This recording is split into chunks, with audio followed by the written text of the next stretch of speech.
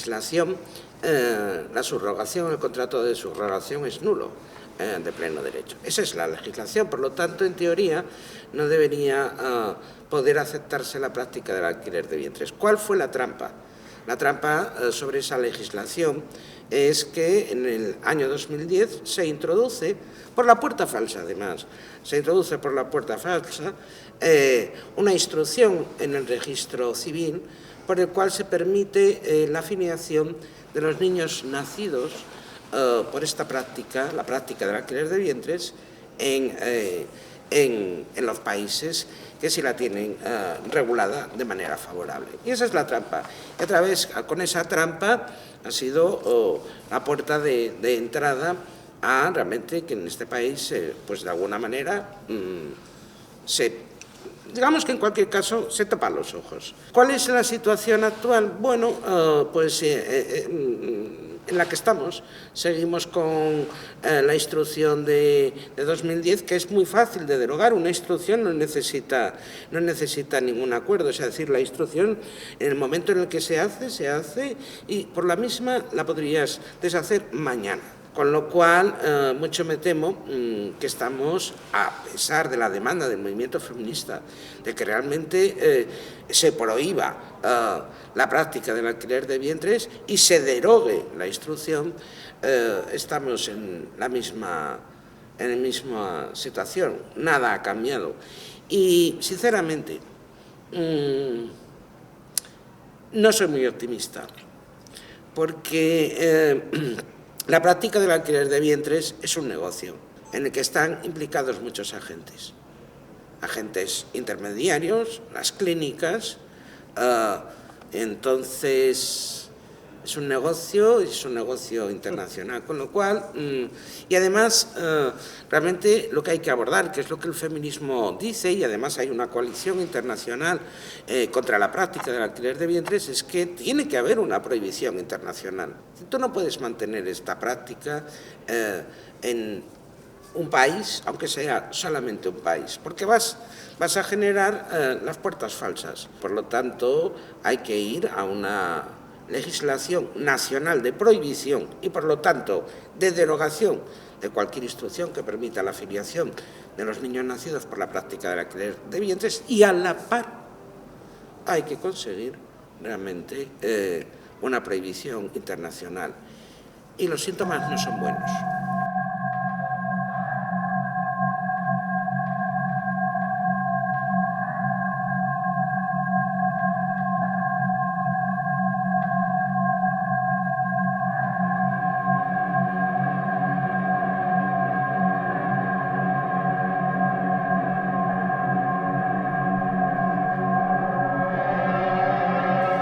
Me cuesta mucho trabajo designar a alguien como feminista si defiende la explotación sexual y reproductiva. Es decir, creo que la etiqueta feminista se ha puesto de moda y hay muchas personas que bajo eso lo que están pidiendo es que se regularicen prácticas que son abusos contra las mujeres, reales y evidentes. En el caso de la prostitución es evidente, y en el caso de la práctica del alquiler de vientres es más difícil de trasladar a la opinión pública, porque lo que está en juego en la práctica del alquiler de vientres es que para que se lleve a término ese contrato de subrogación, la mujer que decide aceptar ese contrato tiene que renunciar a un derecho, que es el derecho de filiación.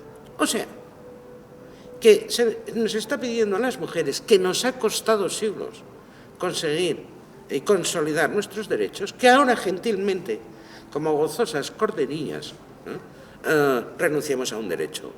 ¿Qué opino de ese tipo de personas que dicen que lo hacen vocacionalmente? Oye, pues la Virgen María también lo hacía vocacionalmente.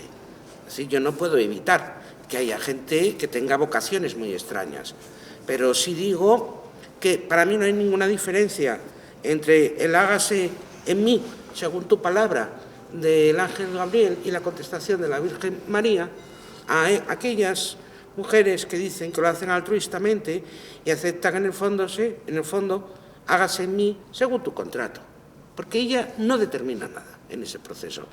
Yo no puedo evitarlo. Yo no puedo evitar que haya gente con ideas muy raras y que considere que los derechos son de usar y tirar. Pero sí puedo exigirle a mi Estado que no regule una práctica que exige la vulneración de un derecho. Por lo tanto, eso es por ahí. Y respecto al yo decido, que es un hilo que introduces, hay que decir una cosa. El yo decido es un eslogan. Así es que la gente confunde eslogan con argumentos siempre. Es decir, estamos en el mundo de los eslóganes, pensando además que son argumentos. El yo decido es un eslogan que el feminismo ha incorporado. ¿Para qué? Para sumar a la gente a las manifestaciones. Es decir, el yo decido. Además, bueno, en el Tren de la Libertad yo fui la que escribí el manifiesto. Una cosa es un eslogan y otra cosa son los argumentos. El feminismo ha sido contrario siempre, por ejemplo, a la prohibición del aborto. ¿Por qué? Porque está en contra de una maternidad forzada o impuesta. Y por la misma razón, el feminismo es contrario a la práctica del alquiler de vientres. ¿Por qué? Porque está en contra de una maternidad sujeta a contrato, por además terceras partes. Así de simple. Y así de difícil. Claro que existe un hilo conductor. Existe un hilo conductor y además, a ver, en este país y en todos los países en los que la agenda queer se ha puesto de moda, digamos, ha ido entrando por fases. Yo estoy convencida, y tú misma recordarás, que digamos el feminismo de final del siglo XX y del XXI empezó muy fuerte con la agenda abolicionista. Es decir, ya una vez que, digamos, todo lo que tenía que ver, de alguna manera, con, bueno, derechos consolidados, derechos civiles y políticos, una vez que la agenda de lo público político a través de la paridad se consolida débilmente, todo hay que decirlo, el feminismo se ve con fuerza para abordar una de las que ha sido su agenda por excelencia, que es la abolición de la prostitución.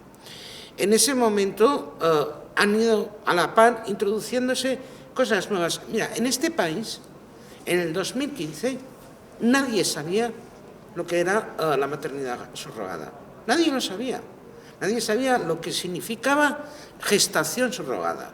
Y no lo sabían porque además, cuando No somos vasijas nace, en el 2015, que soy yo la que escribo el manifiesto, cuando tuve que informarme, apenas había páginas en castellano sobre la mal llamada gestación subrogada.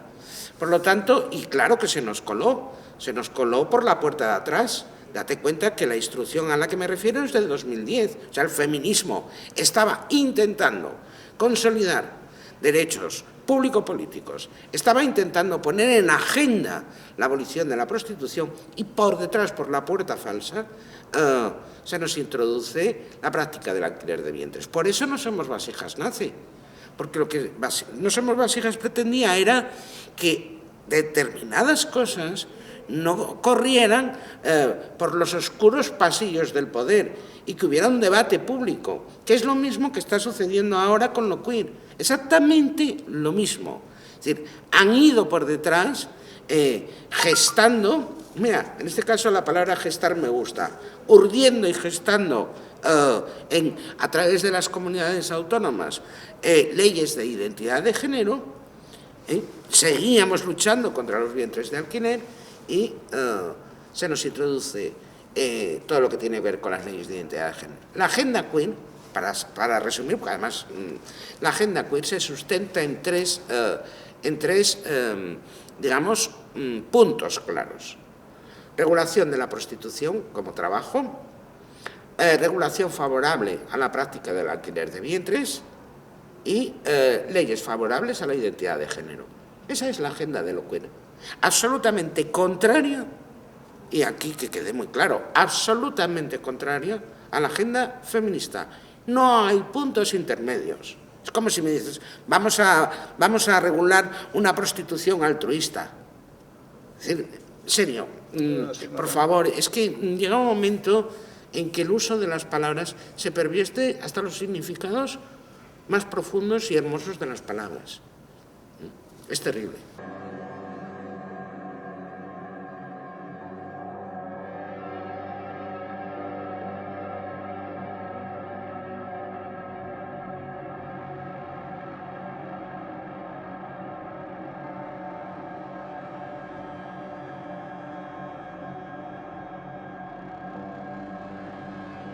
Voy a empezar con lo primero. ¿Por qué lo describo como metafísica? Porque niegan la objetividad empírica, niegan lo empírico. Es decir, niegan lo empírico y niegan a la ciencia en lo que tiene que ver con la medicina, con la psicología. ¿Por qué es metafísico? Bueno, porque afirman categóricamente que el sexo es irrelevante y que además el sexo se construye socialmente. Pero más aún, afirman que son mis creencias sobre el género y no la ciencia la que determina mi sexo. O sea, cada quien decide el sexo en el que se instala, así, alegremente. Y a la par, es decir, más metafísica que decir que es una creencia lo que te determina, una metafísica o un credo religioso, porque a veces utilizo la palabra metafísica y otras veces utilizo la palabra doctrina queer, porque es que, claro, cada vez más se va pareciendo a una creencia religiosa. ¿Cuál es el problema de la agenda feminista en este momento?